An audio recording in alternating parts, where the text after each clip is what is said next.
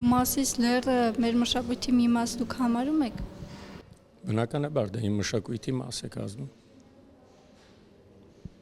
Եվ ես դրա մասին չեմ խոսում, խոսում եմ մտածելակերպի մասին։ Այսինքն առանձին դետալները դա ուրիշ հարցեր են, բայց բնականաբար Մասիսարը իմ մշակույթի մաս է կազմում, բնականաբար։ Այլապես ո՞րն է իմ մշակույթը 91 թվականից հետո գրված պատմությունը, ոչ։ Իմ մշակույթը Մասիսարից էլ ավել է գալիս։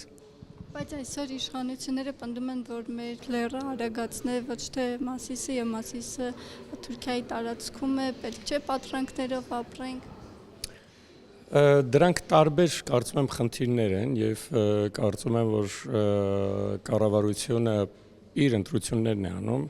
կառավարությունը խոսում է միգուցե Հայաստանի Հանրապետության այսօրվա ինչ-ինչ պատճառներով, ասենք տեսանկյունից, օքեյ, շատ բարի,